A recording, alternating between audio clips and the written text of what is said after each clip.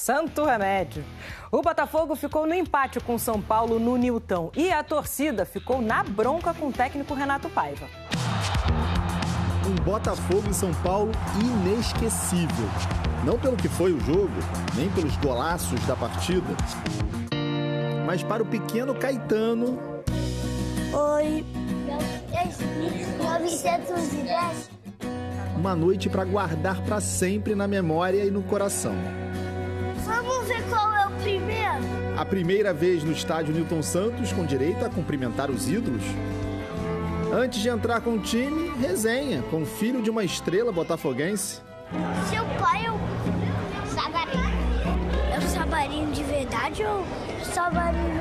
Outro Savarino? É o Savarino do Botafogo, tá? A minha é a Joana. Também fui para 4 jogos ali. Tá certo, Caetano, filho da ex-nadadora Joana Maranhão e do ex-judoca Luciano Correia. Eu acho que Caetano é a prova de que do escolhido, a teoria de que não escolhe é escolhido, né? Porque eu torço pelo esporte, o meu marido é Flamengo. Assim, eu entrei com o Igor Jesus. Sério? Entrou, fez pose no hino e depois subiu para assistir ao jogo de um camarote. Olê, olê, olê, olê. É Botafogo de coração. Em campo, o pai do novo amiguinho de Caetano quase abriu o placar logo no início. O goleiro Rafael fez a primeira de várias defesas no chute de Savarino. O Botafogo sofreu com Ferreirinha. Pela esquerda, cortou para o meio. Quase. 1 minuto depois, pela esquerda, cortou para o meio. E aí a bola entrou. 1-0 São Paulo. Savarino gostou da ideia e fez igualzinho pro Botafogo. 1-1. Golaço! E responde à altura! Os acréscimos do primeiro tempo foram animadíssimos. Pênalti marcado de Alan Franco em Cuiabano.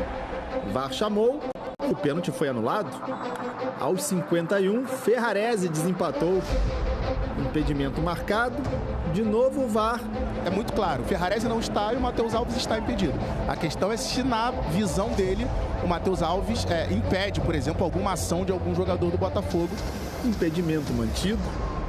Tinha mais. Aos 57 minutos, Ferreirinha de novo. Dessa vez deixou André Silva na boa para fazer 2-1. Os gols que sofremos, uma situação individual do Ferreirinha, que já sabíamos que joga daquela forma e que vem muitas vezes para dentro. Depois de 4 jogos no comando do Botafogo no Brasileiro, Renato Paiva já experimenta o que são várias reclamações e até xingamentos de uma torcida que espera que aquele Botafogo de 2024 finalmente, de alguma forma, apareça em 2025.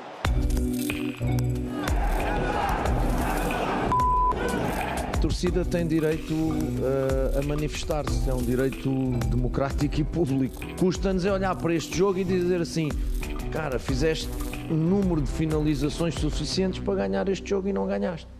Criou muitas chances mesmo. Rafael pegava tudo. Cabeçada de Igor Jesus, chute de Matheus Martins, tudo na mesma jogada. Outra vez Igor Jesus de cabeça e lá estava Rafael. E o Caetano sofrendo. Até que não teve jeito. Igor Jesus, com quem Caetano entrou em campo, lembra? 2-2. Falta um pouquinho mais de concentração para fazer as jogadas que nós temos treinado. Aquele Botafogo irresistível de 2024 ainda não apareceu este ano. Mesmo assim, ele é capaz de emocionar. A polêmica, bota aquela, Pedrinho! Na tela aí pro Fernandão avaliar junto com o Bigode. Aí, Bigode. Pênalti no Cuiabano. Teoricamente o VAR não pode intervir, não é isso? É, porque aí seria a interpretação, né? Deixa eu ver, empurrão por trás. É pênalti? Lá ele! Lá ele! Lá ele! É pênalti amarelo! Pô, pênalti amarelo e tá fora! Que isso, rapaz? Ô, Clebão! Negócio é esse, Clebão! Até porque por trás não pode ser empurrão, tem que ser empurrãozinho. Calma aí também, não erra não. Não é não? Não erra, Semana Santa, calma. Não, é verdade, Quinta-feira é quase Sexta-feira Santa. Não, é verdade, pô. Olha o lance. Tem que ser do jeito. Tu tem que chegar devagar. O zagueirão, o Alan Franco, que é bom zagueiro, perdeu, acho que o tempo Muito da bom bola zagueiro. e acaba empurrando de forma muito assintosa pelas costas do Cuiabano. Isso é pênalti, não tem o que discutir. Olha isso. Eu achei pênalti também. Não tem o que discutir, ele foi no mínimo imprudente. E sabe qual? O árbitro tá perto do lance. E ele marca na hora. Ele marca na hora. Ele vê o movimento. Ele não tem dúvida. Aí vem o VAR e chama, e aí... Aí a gente está aqui falando mais uma vez sobre lances em que, por algumas vezes, são interpretativos e o árbitro decide, por outras vezes são interpretativos e o VAR chama. Cara, e eu achei, vendo o lance, eu achei que teve um pisão do Alan Franco no pé esquerdo do Cuiabano. Mas agora, revendo ali, eu acho que ele mesmo que tropeça em cima dele. Mas tem a falta por cima, é pênalti. É pênalti e o Botafogo foi prejudicado. Claro que foi prejudicado, gente. Se isso aqui não é pênalti, eu sou uma batedeira valita. Botafogo foi de 2 velocidades, que é pior de 3. Muito bom. A de 3 era pra bater gelo. E GV, eu acho que isso aí era um momento do jogo em que o Botafogo, se fizesse o gol, teria uma ótima condição de vencer a partida. É óbvio, era outra circunstância. Tudo bem, não sabe se ia Claro, fazer o claro, gol, mas- etc. Mas é um pênalti, é uma chance clara de gol. É, lógico. Já viu, o Botafogo, na minha opinião, sente muita falta de jogadores de lado que consigam decidir os jogos. Ele fica muito dependente ou do Igor Jesus ou do Savarino. O Arthur ainda não se adaptou de uma forma legal. A gente vê o Matheus Martins ainda não sendo aquele cara constante. Precisa da ajuda desses caras, pô, porque o Botafogo do ano passado, é impossível não comparar. Tinham caras que resolviam, quando não estava bem, o outro resolvia. É e isso fica aí. muito dependente só de dois. E o Savarino parece que tá voltando ao... Davi Lacerda. Davi Que Lacerda. deu muita raiva ontem, fez muita raiva em quem? Marcos Lacerda, botafoguense. Verdade. Nosso Cara, ex-Band isso é muito News. pênalti, A sorte vai virar pro Fogão daqui a pouquinho e esses erros vão parar de acontecer pro Botafogo. Estamos reclamando de quê? Fala pra eles, Pedrosa. A arbitragem do futebol brasileiro. Mas olha, eu vou dizer, o rapaz lá, o árbitro, tava indo bem. Eu elogiei ele na cabine. Porque eu já falei pra vocês, eu gosto de árbitro que deixa o jogo seguir. Não fica apitando, parando, dando faltinha. E ele tava assim, tava deixando o jogo seguir. Ele vai convicto no pênalti. Aí eu falei, o cara foi com personalidade. Aí, passa 50 minutos, o Alonso, que era o cara que tava no VAR, o Rodrigo Alonso, vai lá olhar. Só que o cara, que quando vai no VAR olhar, porque recomendou... Se recomendou, ele já vai condicionado. Ele já vai condicionado. Fato. E a gente já falou várias vezes sobre isso. O cara, com tanta convicção, ele foi ali... Não é interpretativo? O VAR só pode chamar, Fernanda, quando ele tiver a certeza de que um erro está sendo cometido. Exato. Senão, você cada vez mais está tirando a soberania do árbitro dentro de campo. Eu também acho isso. E assim, o cara vai lá, apita o pênalti, na minha opinião, foi pênalti, e ele tá tomando uma decisão ali convicta dentro de campo. Então, o VAR vai lá e chama para ver se, de forma interpretativa, foi pênalti ou não. A gente vai poder discutir aqui. Foi pênalti? Para um vai ser, para o outro não vai ser, para outro vai ser, para outro não vai ser. Então, se a decisão do árbitro foi dar pênalti, vamos respeitar a decisão do árbitro, a não ser que seja algo muito grave no sentido de, cara, realmente, porra, você viajou aí, o cara se jogou ou algo do tipo. Nesse caso específico, mais uma vez, para mim, o VAR intervém no momento que não deveria intervir. Eu enlouqueci. Eu tenho mais uma crítica ou em a relação recomendação no início do ano pro regional era isso. Se era um pênalti interpretativo, o VAR não chamava. Eu enlouqueci ou teve isso? Eu confesso que eu não lembro. Mas a regra é essa. O VAR só pode chamar, Fernanda, quando dentro da cabine eles tomam a decisão de que, cara, pra nós isso aqui não foi pênalti, entendeu? Tipo assim, ó, o cara caiu e o homem achou que derrubou. Quando olhou, ele tropeçou na própria perna. Não é interpretação, não, você não viu porque você não tá com a tecnologia. Exato, acontece. Mas ele tropeçou no gramado, ponto. Agora, ele foi muito seguro, ele marca... O cara, ele derruba o Cuiabano, ele já vai na convicção do pênalti. Ele interpretou, ele estava próximo da jogada. Por exemplo, de que foi pênalti. Ontem teve uma jogada no Santos e Atlético Mineiro que o Zé Ivaldo deu um carrinho fortíssimo no jogador do Atlético Mineiro. Só que ele só foi na bola. O que aconteceu depois da bola é consequência do jogo. O que o VAR fez? Cara, você expulsou errado.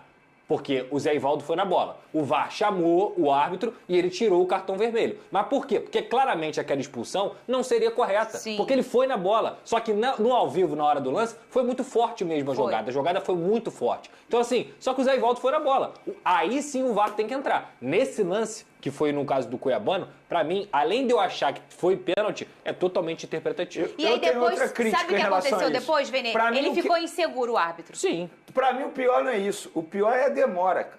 Vocês repararam, verdade. cara, ele demora, sei lá, cerca de 3, 4, 5 minutos em cada lance. E foram lances seguidos. Teve o pênalti e depois o gol anulado do São Paulo. Foi. Isso interfere demais na partida. Sabe quanto tempo no desempenho teve dos jogadores. O primeiro tempo? 1 hora. Sim. Foram 60 minutos no primeiro tempo. Exatamente, ainda tem isso. Mas assim, não são 60 minutos de bola rolando, né? Não. Porque eles ficam um tempão parados, Claro. esperando. Aí tem aquela tensão. Aí alguém leva um cartão amarelo por reclamação, por ficar lá em cima. E o cara não toma decisão. Ele não toma decisão, fica enrolando. Isso pra mim é pior ainda. Olha, eu tava elogiando ele, mas aí não se pode elogiar zagueiro e árbitro antes Nem do goleiro. jogo E piloto acabar. de avião.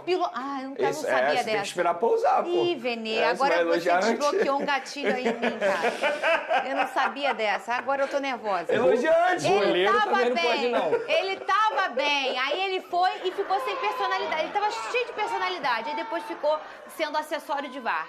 Dito isso, o que aconteceu, Lucas Pedrosa? O Botafogo tomou um gol logo no início, né? O Ferreirinha, inclusive, fazendo um bom golaço, campeonato né? brasileiro. Só que a resposta veio rápido. O Savarino conseguiu também responder Outro com o golaço. golaço, 1-1.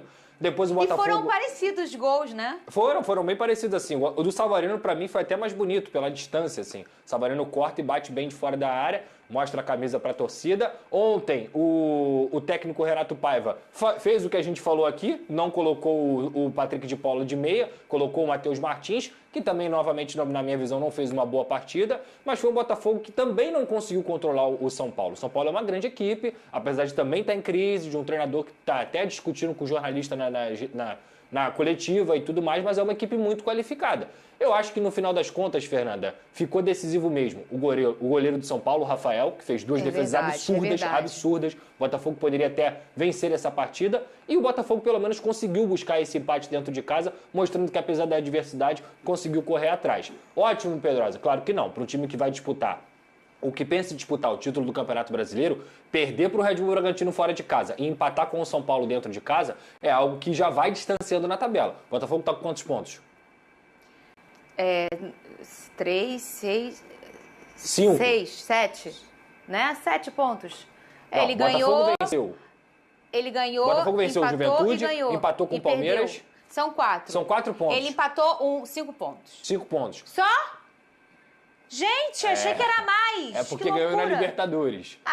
Tô Exato. confundindo o Vene Casagrande. Então, assim, o Flamengo tá com 9. Ah, Pedroso, é só o começo 10. do... 10? Flamengo e Tá com Palmeiras 10. É só o começo do campeonato. Não é só o começo Não, do é campeonato. verdade. São 5 pontos de distância já. E falo mesmo pro Inter, que perdeu ontem pro Palmeiras em casa. Então, assim, cada vez mais o campeonato vai se desenhando, coisa que já não se via há muito tempo no Brasileiro, porque ficava Botafogo e Palmeiras, ano passado em 2023 também, o Flamengo não disputa desde 2020, agora o Campeonato Brasileiro de 2025, apesar de estar no início, começa a se desenhar para uma disputa de Flamengo e Palmeiras. O Botafogo... Eu assim acho como... cedo pra falar, mas eu entendo o que não você é está cedo, dizendo. Não é é o cedo, sabe desenho. por quê? Eu Não vou trazer aqui algo que eu estava conversando com uma pessoa do Flamengo. A ideia no Flamengo é fazer o máximo de pontos possível antes do Super Mundial. Porque eles entendem que depois do Super Mundial muita coisa pode acontecer. Com certeza. Tanto pro bem quanto pro mal. E o Botafogo está na mesma situação que o Palmeiras, que o Fluminense, que o Flamengo. E tem um detalhe. São clubes que vão disputar o Super Mundial. E o Botafogo precisa abrir o olho por conta disso. Porque é um time que entra no Campeonato Brasileiro, sim, como candidato a título do Campeonato Brasileiro, mas os rivais estão dando a vida nesse começo de campeonato e o Botafogo abriu mão de 3 meses do início da temporada. E por isso que eu acho injusto o torcedor chamar Renato Paiva de burro, porque ele fez apenas o 7º jogo dele no comando do Botafogo. Ele está fazendo o time melhorar ainda. Ele ainda está botando a identidade dele nessa equipe. O torcedor alvinegro precisa ter um pouco de paciência, tal como o John Texton vai ter. Porque não adianta você fazer uma exigência em cima do Renato Paiva, fazendo um comparativo com os outros clubes que estão fazendo uma temporada desde janeiro. Agarrou muito ontem, vou te falar. Agarrou sim. O E tem um Botafogo poderia ter detalhe, vencido o a jogo. gente já entende o comportamento do John. O John não vai mandar ninguém embora. Não. Eu tô falando assim, eu pro sei torcedor, disso, né? É, não, mas pro o torcedor precisa entender. E aí porque não vai adianta ter que chamar ter o cara de paciência burro mesmo. com 20 minutos do segundo adianta. tempo depois de uma alteração. Vai mudar o quê? Ele vai sair do comando? Não, isso só vai atrapalhar Não o vai desempenho da sair. equipe. Toda hora cai na conta do treinador, Vene. toda hora, O cara sempre na fez conta do 7 treinador. no jogo, gente. Então, assim, ele tem defeitos? Claro que ele tem defeitos, como qualquer um. Vocês acham que todo técnico vai acertar 100%? Não vai, meu amigo. Não, e tem um vai. grande detalhe. Entendeu? O cara pega um trabalho logo após um dos maiores trabalhos da história do clube, Exato. ganhando 2 Tem grandes essa sombra aí. E É muito reformulação difícil, grande né? no elenco, isso precisa ser É, dito. exatamente. Agora, Ô, Cris! Só dar um destaque pro Igor Jesus de novo, tá? Porque Maravilhoso, todo mundo fala, fica potente. fazendo folclore com o Igor Jesus. É um Verdade. excelente atacante. É verdade. Excelente. Potente, Excelente. é bravo, né? Ele luta até o fim. Excelente atacante. E arrumou ali um gol de empate, porque aquele cenário ali já era o Botafogo Lógico. perdendo em casa. Lógico. E o Igor foi muito bravo, como sempre, muito corajoso. E sempre se safando, porque assim, no jogo do Red Bull também ele foi um dos poucos Quase que ele